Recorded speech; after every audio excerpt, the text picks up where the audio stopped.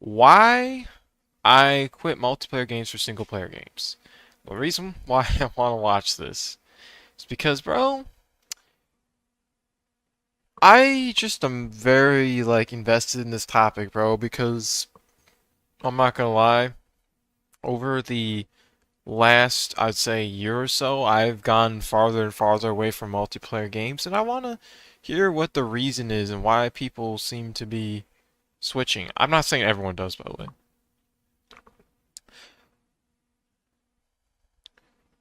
So basically, I don't know, over the last year I've noticed, I'd say last 2 years or so, I personally have been moving away from multiplayer games, but because, mainly competitive ones I'm talking about, mainly because, I don't know, I just feel like they don't respect their time, at all. It's like, when I play a game, I don't want to have to put thousands of hours or hundreds of hours just to have some enjoyment out of it, and that's what a lot of, multiplayer games, competitive multiplayer games like CSGO and Valorant and all those do. They reward players who put hundreds of hours of playing the game over and over and over. Also, okay, I should probably start the video, but I also feel like a lot of competitive games get really boring. Like CSGO for me, it was really boring. Like even when you play with friends, right? It's like after like 10 matches, it's like, okay, so I've been through all the maps already, and I've already seen every single map multiple times over.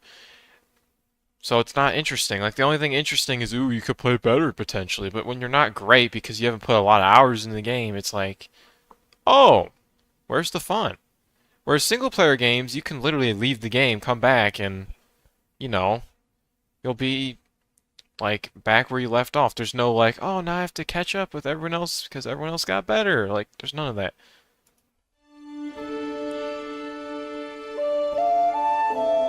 So when it comes to multiplayer and single player games, both of those niches have their huge communities. You know, there are people that only play multiplayer games and that have their one or two games Yeah, that no, I find that crazy. There's people who only play like 3 games and they have thousands of hours in those 3 games and they just cycle between that. I can't. I could never. Like, that's ridiculous. Like, I don't know. I think, you know, if you're gonna put thousands of hours into a game like that, where that's like the only thing you do, you'd be better off just like being the best players you could possibly be, trying to go pro or go stream on Twitch or something. Do something with it. Don't just play it. Like there's a lot of people just play it and don't do anything with it, and that's waste. that they play all year round, and then you have the guys that only play single player games. And then you obviously have those guys that just don't give an F and play whatever they want to. And well, I was one of those guys a couple of years ago. I had a lot of single player games that I absolutely loved, but I was also playing a lot of multiplayer games, maybe even more than single player ones. But a couple of years ago, well, I made the decision to quit playing multiplayer games. And the reasons for that are mostly not very obvious ones. You know, I won't be talking about the general stuff like, yeah, multiplayer games aren't as fun anymore. No, today we're digging deep and I'll tell you my serious reasons why I stopped playing multiplayer games and pretty much only play single player games today, and why it might be actually a good idea for you. By the way, I don't think you should just give up multiplayer games for good because, it's always fun to hop on like Fortnite once in a while and play with people. Like if you played single player games only, like you do take away an aspect that makes playing video games fun, which is playing with friends. Now I understand some single player games you can't play with friends. Like I didn't even know this, but you could play Elden Ring with friends. I didn't even know that was a thing. Like wow, I could play Dark Souls with other people. But like I mean, is that really multiplayer or just co-op? Like I don't, ooh, that's really hard to say. I would say that's more of co-op in a single player game. Which, by the way, I think some of the most fun I've had with people is when I play co-op in like, single player games with other people. That's fun. It's enjoyable. But, you know, when he says single player games, I think he means more story games. I don't know.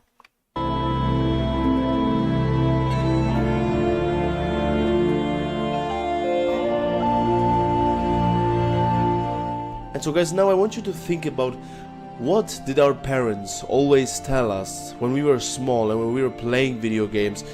They mostly said, yo, you're wasting your time. But always, even when I was getting older and older, I didn't really see it as time wasting, you know? Like when I was playing The Witcher 3 and I was living through these incredible stories, I didn't really feel like there was a waste of time. Because, you know, playing those 1 or 2 hours a day after a productive or hard day really was a great way to wind down and relax properly. But one time I was thinking about it, I was a very passionate Counter-Strike Go player. I had around 3,000 hours, global elite, and I have been playing the game for literally years. Like I started the game when I was 12 or 13. Damn.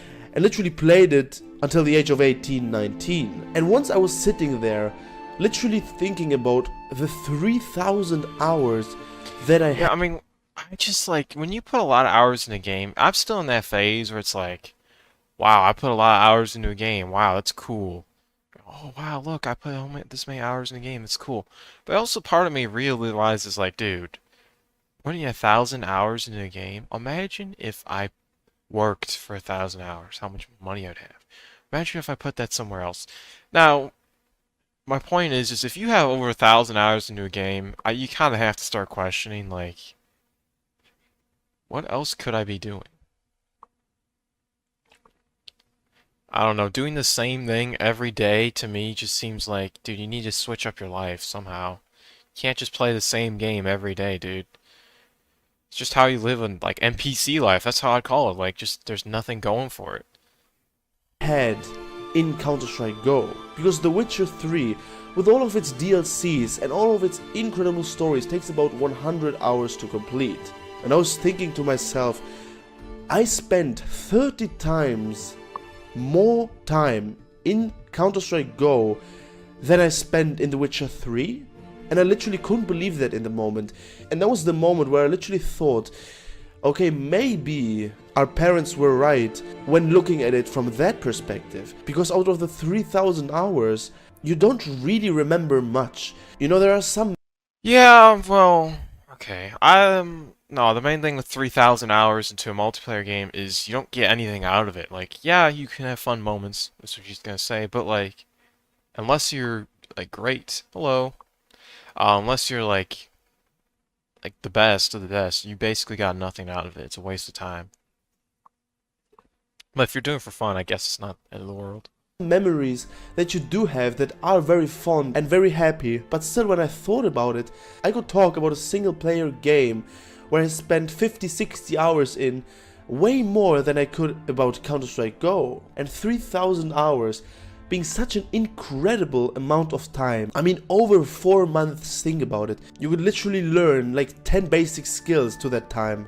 But here for the first time I literally felt like, okay, maybe there is something about it when it comes to the wasting of time. Because, I mean, you could literally play those multiplayer games like I Battlefield. just don't get how people play CSGO for thousands of hours. I don't understand. Like, it's not even just CSGO, but like CSGO is the greatest example for me. It's like it's just so boring to play. Like, I don't know.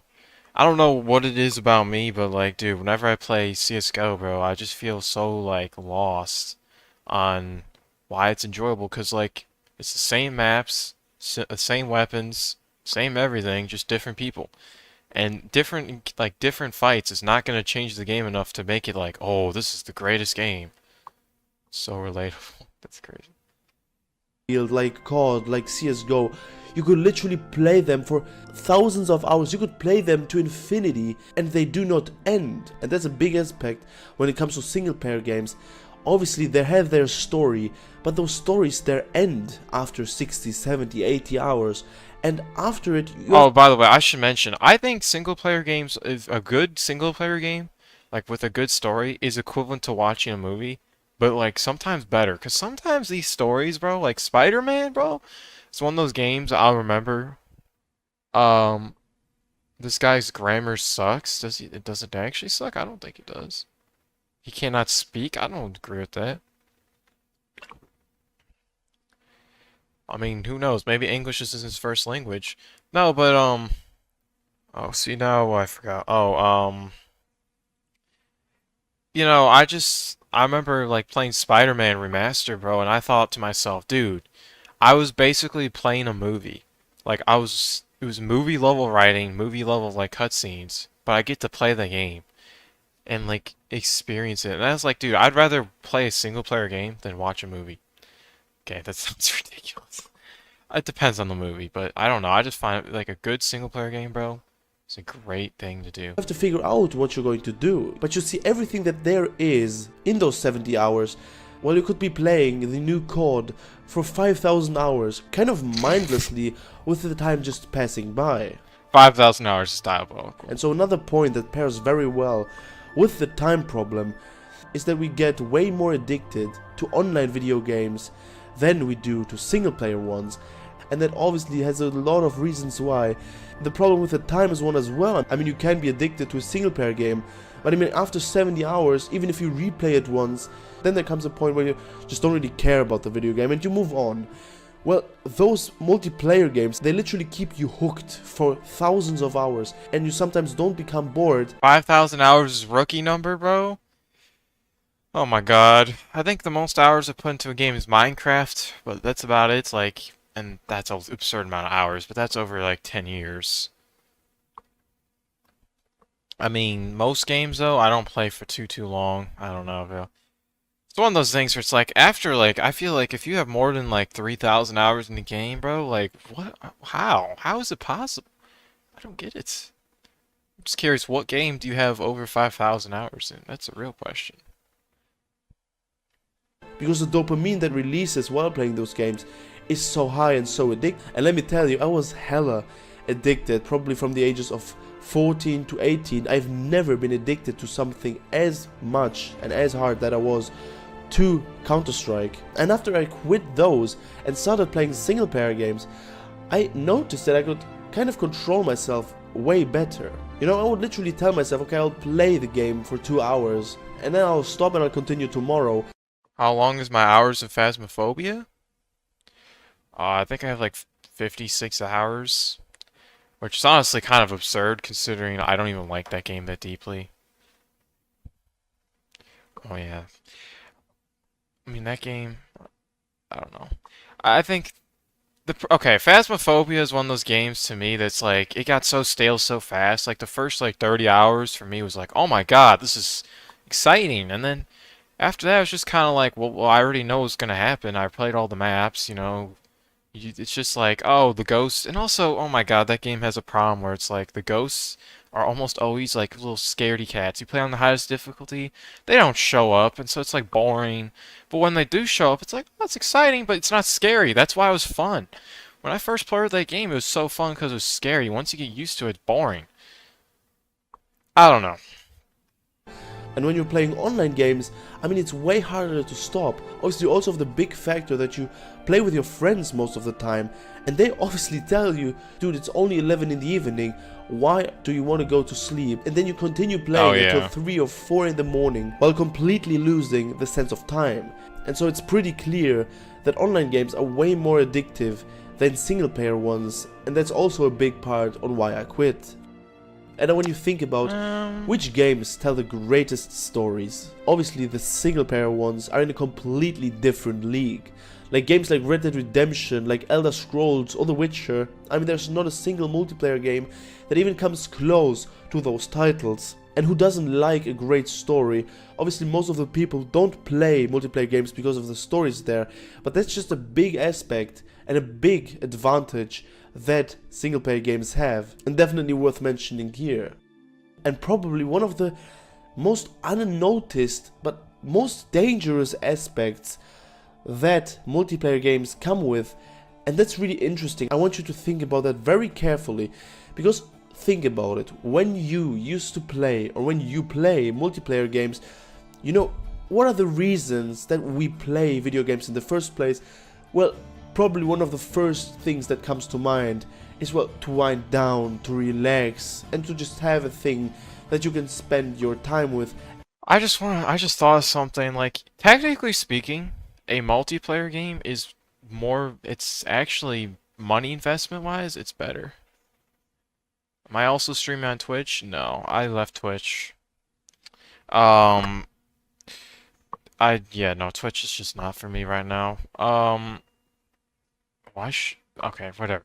Um, I think if you want to spend, like, if you want to get your money's worth in a game, multiplayer games are the way because you will spend hundreds of hours on the game without, and enjoy it. But if you want to have a better experience, it's hard to say because I think the problem with single player games is once you complete it, like you said, it's like, oh, you beat it. So what do you do next? You play another game, but you keep doing the cycle. At least for me now, where I play a lot of games now, it's like I have so many games that I have to play, and I keep buying more games because it's like, oh, I complete a new game. Oh, I need a new game to play. And that's a problem because, then you spend so much money on games that you don't actually like.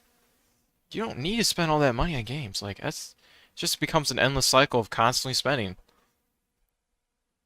Cuphead's great, bro. Cuphead, oh yeah, and that reminds me, difficult games, bro. I used to think, oh, difficult games are trash. Like, why would I want to play Dark Souls? But I played them. I started playing them. I'm still playing Dark Souls 1 right now. But when I started playing them, I realized, wow, the difficulty can be enjoyable because the idea of overcoming something that's super hard after putting a lot of time into it is very, very rewarding. But I do acknowledge that a lot of people hate the idea of like, oh my god, I have to spend like 12, well, I mean, sometimes like 8 hours straight of fighting a boss and losing, losing, losing before I win. But then when you beat it, you feel great. Well, Cuphead wasn't that hard. It was decently hard. and wind it down and forget all of your other problems. Well, What think is the about it. quality of When this you video, play bro? multiplayer games, literally it's the complete opposite. Like I was raging literally every single day. I was freaking destroying my table, smashing my mouse or my controller. Dude, when you play multiplayer games, you have zero emotional control. It's literally crazy. And instead of Uh, relaxing and winding down, it is literally the complete opposite. I mean, your body literally thinks that you are in an extremely dangerous situation because your heart is pumping, you're nervous, you're raging all of the time, what? while you're only sitting at home and playing a game. And the psychological aspects when it comes to multiplayer games are, in my opinion, not talked about enough because they literally give you this false sense of relaxation, while in reality they do the exact opposite. And when it comes Yeah, I disagree with that. I mean, some of my best moments of all time was playing Call of Duty Modern Warfare 2019, bro. It was great. I actually no, no, I actually no. Now I think about it, no way. Yeah, no. I mean, but that's like single player games can be the same thing too, bro. Like for example, I was playing Batman, Arkham Asylum. I had to do these combat challenges, and I spent like hours and hours and hours, and I was so frustrated with it. Like, so it's like you can't say that. Spider-Man games are fun, but all of them have different mechanics. Which if you want to play multiple Spider-Man games, you have to memorize the mechanics for each one. I mean, that's not really a big deal, honestly. I don't think I don't think that's a big deal. to the accessibility, I mean, it's not really a big point in today's day and age because, everybody got Wi-Fi. And guys, think about the problem that we sometimes used to have with the ping. When you would have lags, it was literally one of the worst feelings in the world. Well, guess what? You don't have that feeling in playing single-player games at all. You can literally have the slowest internet connection. Once you download a game, you pretty much don't really care about Wi-Fi, about your internet connection. You can play the game Oh, that whenever you reminds me. want. Oh The my accessibility. God, so annoying is single player games that now require Wi-Fi for some reason. That just annoys me. Like, why do I need the internet connection to play some of these games, bro? It's ridiculous. I don't understand it. I feel like the internet's now becoming part of just everything. Like, you just need it for everything, and I don't get it. I also hate games where you have to use other launchers to get in. Like, for example, on PC, you use Steam, right? Oh, okay, convenient. You just press a button, you run it. Well, no, because some idiot game companies, mainly EA, wait, no, what was it? Ubisoft. No, it was Ubisoft. Like, they love to make you, like, sign up for their little launcher so they can bombard you with emails. And also, they force you to go through their launcher. It's like, oh my god. Rockstar games also, oh my god, please stop. They make you sign up for a dumb Rockstar account or whatever it's called. Oh my god, I hate it. You download like all your games from Steam, Epic Games. I mean, yeah, we live in a time where it's like, why would you download any game if you're on PC? Why would you download any game off of anything besides like Epic Games and Steam? Because those are the two main ones that have all basically all the games you'll ever want. And if a game's not on there, it's like, well, why get it? Like for example, Red Dead Redemption 1, for the longest time was only downloadable off the Rockstar thing, which is like I would never buy that just because I'm like, dude, why that's so inconvenient.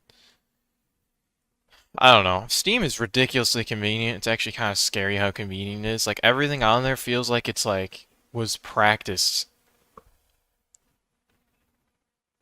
Um, all mobile users use App Store or Play Store. Yeah, exactly.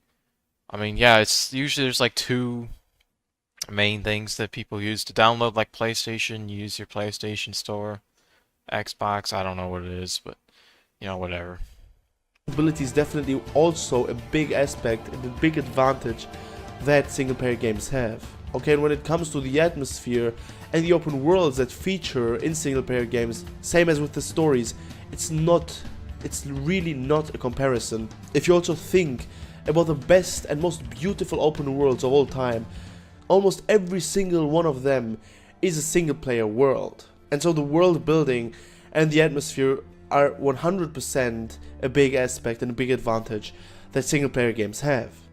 Another last and, well, probably one of the most important aspects, maybe the most important one, why I quit multiplayer games is the external pressure that we have. And when it comes to external pressure, I mean several points. On one hand, obviously there I is. think the main problem with multiplayer games, to sum it up, is that they don't respect your time, and they basically they try to use dirty tactics to force you to come back constantly. They always like they use psychology to make you like want to come back constantly. It's called fear of missing out, or I think it was like I forgot the FOMO or something. That's the big thing they use.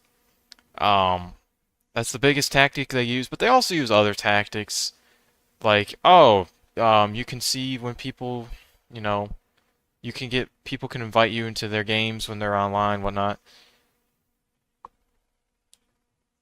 What's a P2W? Every what? I don't know what a P2W is. I don't know. Oh, pay to win. Oh. Okay, not every multiplayer. By the way, pay to win. I don't think pay to win is that bad. Like it depends on the thing. Like for example, Clash of Clans. Okay, this is like the main one that comes to mind as a good pay to win system because pay to win because you don't have to do it, and technically you're not really like destroying everyone else by buying the in-game currency to get to the best town hall. But it's more satisfying to work your way up. But if you don't want to, you could choose not to, and it's not going to change everything for everyone else. Yeah, it depends what you pay to win exactly. I find that a lot of pay to win games, it's actually a lot more satisfying to play the game and actually grind it. But the problem with pay to win games also is that in the end game they always make it super super long and tedious to like actually progress in any way, and then it gets really obnoxious. And then oh yeah, and there's loot boxes as well. Oh my god, I hate loot boxes. This game you play called Cross Up? You kept grinding. I was losing like 25 out of 30 matches. So you're basically saying, oh yeah, oh my god. Okay, so you're basically saying they could buy OP weapons by paying. That's to me is ridiculous. That's where I'm like, why? Why would you do that?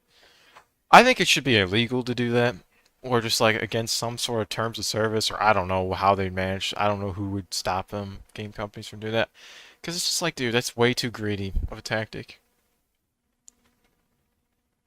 Games that persuade you to subscribe or to them or follow them or join a group they have.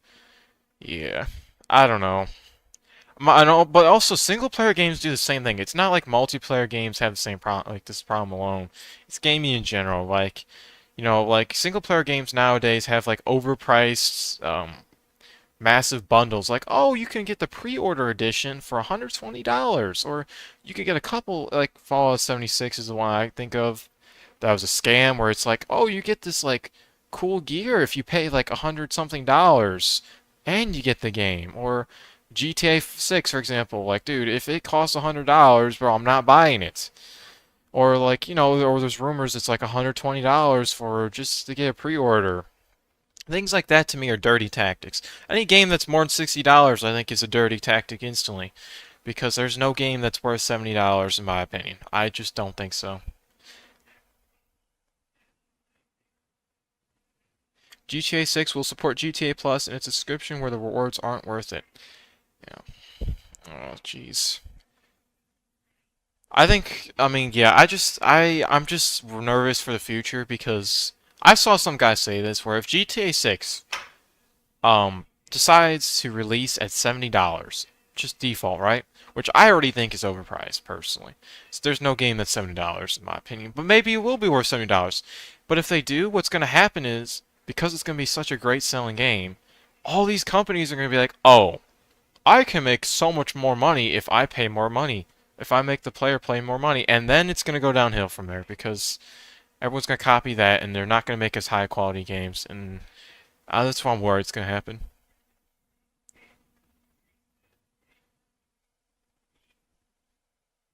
Nothing will beat the three giants Minecraft, GTA 5, or Tetris. No, I don't agree with that. There's definitely things that could beat it. I think the reason why those are the big three though is because um, it's like there's there's enough audience members. Like a lot of games are very specific with the audience they get like how do I describe this? The audience that they get and like to buy their game is very specific. GTA 5, I mean 99% of people who play video games admit that they would want to rob people, that they want to break into cars. That sounds appealing. Minecraft, I mean, dude, it appeals to all ages, bro. That's why it's so massive. Tetris, same thing. It's like when you have stuff like that, it's like that appeals to so many different types of people. It's like you're bound to be the biggest. They have more than 100 million, yeah. Is the pressure that you kind of have to adapt when it comes to your pace. You can't really play the game at your own pace because there are certain standards, and when you're a guy that has played the game for a couple of hundred or a couple of thousands of hours even, and you're still in the lower ranks of the game, dude, you get you get so much hate in the game that really builds a lot of pressure. And I mean, you could play any single player game, you could play it for 500 hours and be an absolute noob. No one and nobody will care. You literally can decide yourself Yeah, I've how. always said this, by the way. Hours do not determine your skill level. Just because you have 1,000 hours in CSGO does not automatically mean you're the best player of all time or you're remotely good. I think that's a misconception. And the reason why I say this is because a lot of people will say things like, "Oh, well, this guy has hundreds of hours, so he must be more skilled than this guy, so we're going to kick this guy from team." Also, that reminds me of toxicity, bro. That's another thing about multiplayer games. Toxicity, bro, is so prevalent. Like, yeah, I mean, it's, most of the time it's like, who cares? Like, toxicity, who really cares? Like, move on. Someone calls you a name. Oh no, someone on the internet called me a name. But sometimes it's ridiculous. Like, for example, you could get kicked out of a team that you're playing on, like a good team, just because they don't like you. And there's nothing you could do. Like, CSGO is a great example again, or even Valorant, where it's like they literally can kick you off your team if they don't like you. You could literally be playing perfectly fine. If they don't like you, oh, if everyone votes, you're kicked off, and there's nothing you can do about it because it's a feature of the game. That's toxicity.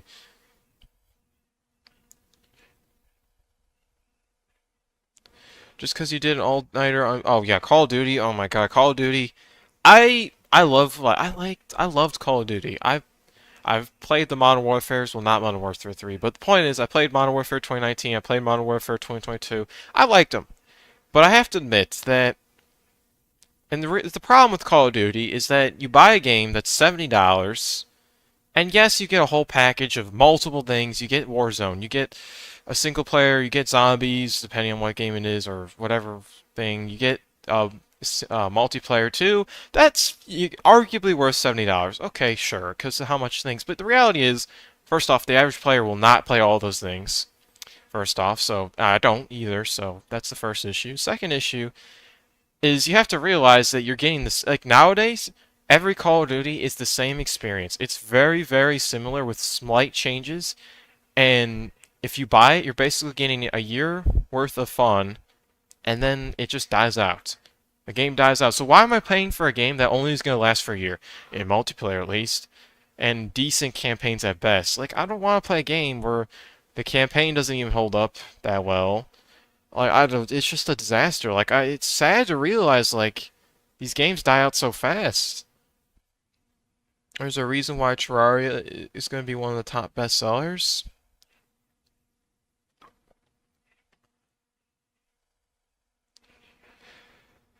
Um, I don't know what to say to that.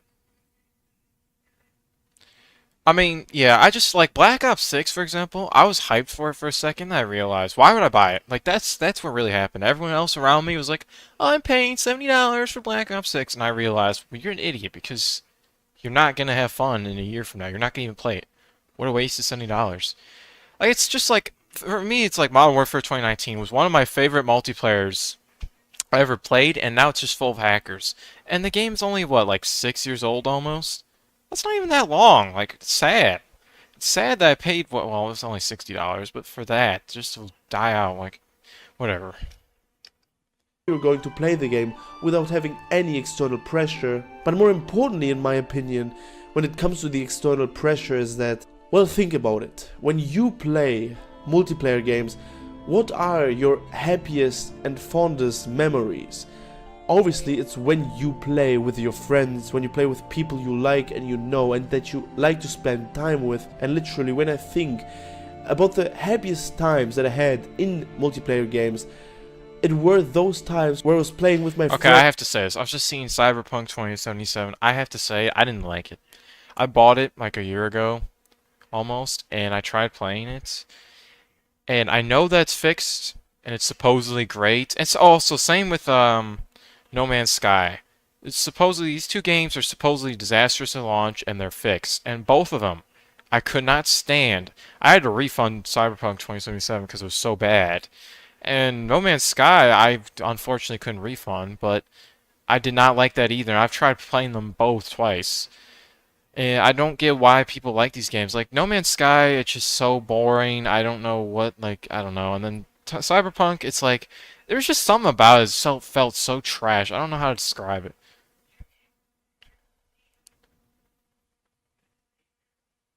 Red Dead Redemption 2 has better physics. Well, it's not about physics.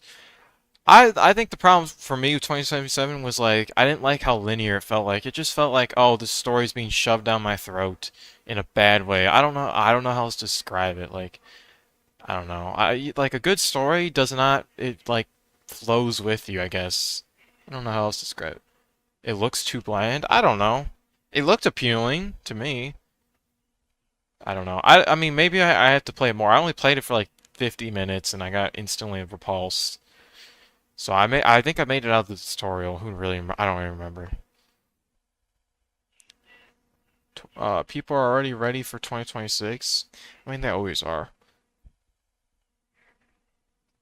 And we would meet up every single evening to play our favorite games. And I wasn't thinking anything of it until, well, there came a time where suddenly those friends stopped playing this game and sometimes even stopped gaming in general. And well, then you're there alone. And what are the choices that you have then? Well, you could try solo, which is probably a bad idea most of the time. But other than that, there comes this sense of, well, yeah, almost depression, where you had those friends, sometimes you didn't even know them in real life, and you spend all of those great memories with them, and they're just gone. And that's a big aspect when it comes to multiplayer games, is that your happiness and your luck are dependent on other players. You know, it's really tough to have proper fun playing Counter-Strike Go in solo mode, for example. And when you play single player games, I mean, you don't care, you know, you play alone, but you have fun. And obviously when you play with your friends, everything is great until it's not anymore, and there comes the sense of loneliness, and then it's quite hard to fit that hole. And that's also a big aspect that I appreciate about single player games. You know, I have my friends in real life, and I spend the time that I have with them doing real activities and real stuff.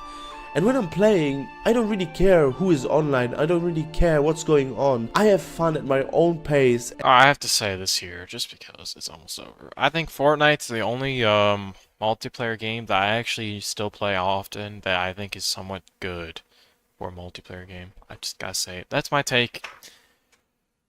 Um, it's seriously, like, honestly, in the last year or so, it's probably the only competitive multiplayer game I actually played at all.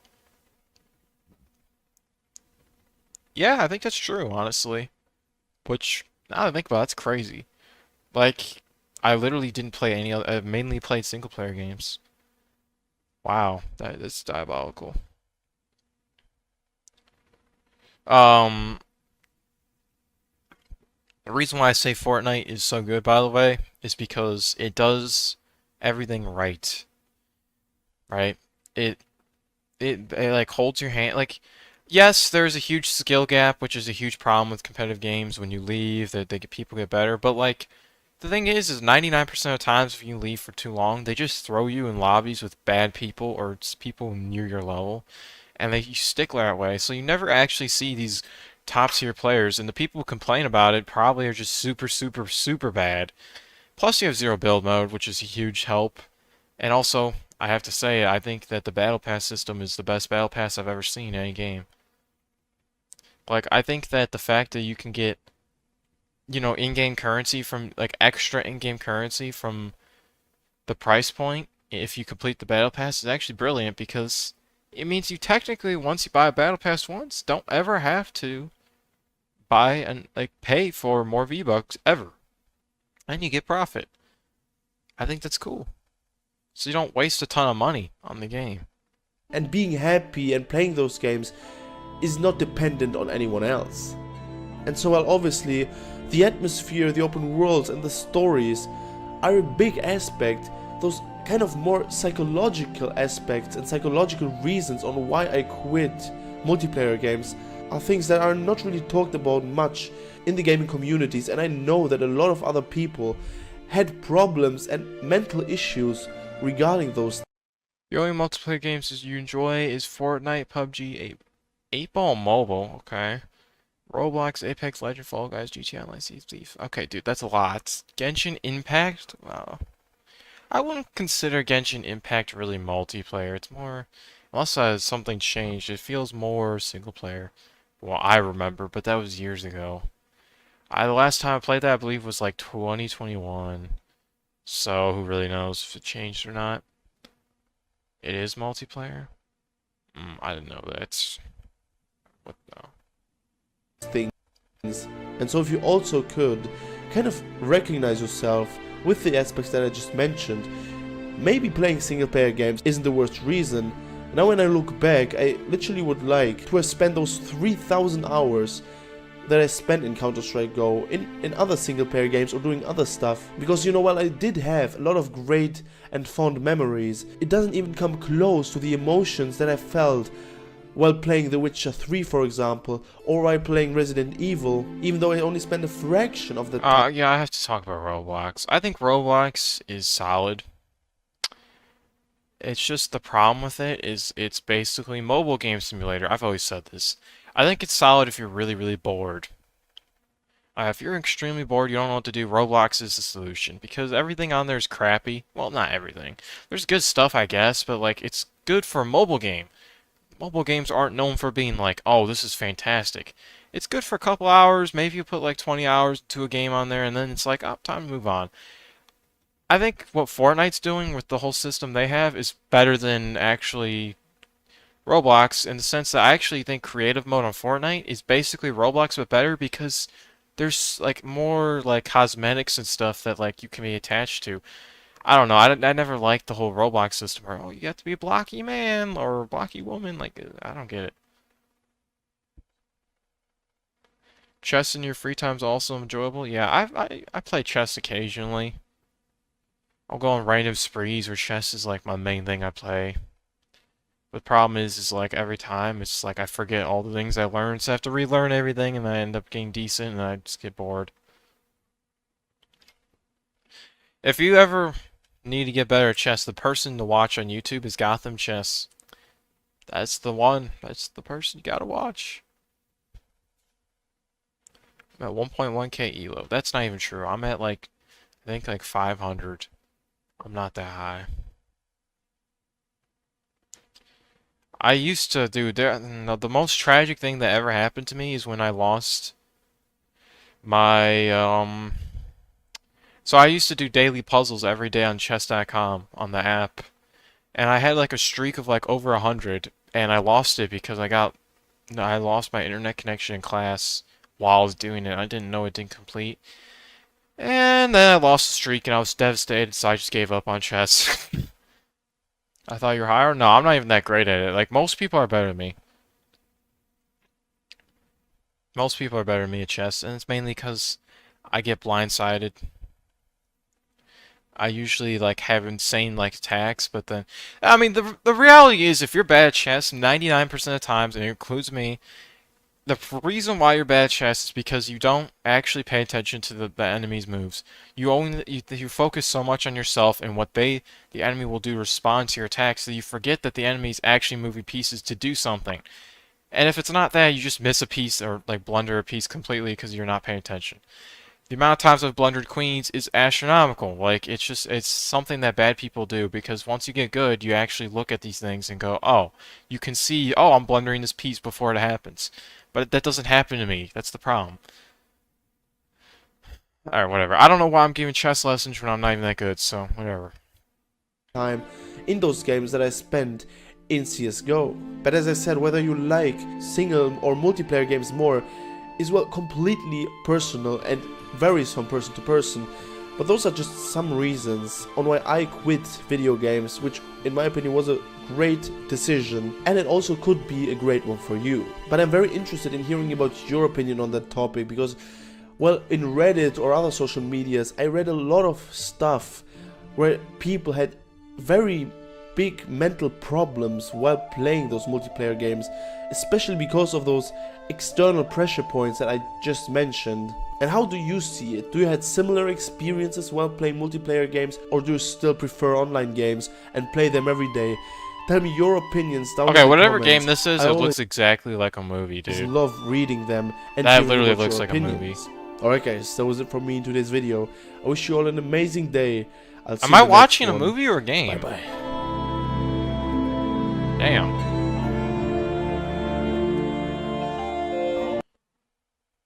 Whatever. It looks like it could be in Squid Game. I have no idea what I don't know much about Squid Game. Hey, okay. Let me move my water so I get out of the way. I've been drinking too much water this stream. I mean, the video was alright. I don't know. I don't think he made the best points ever, but like they weren't horrible either. Um, let's see.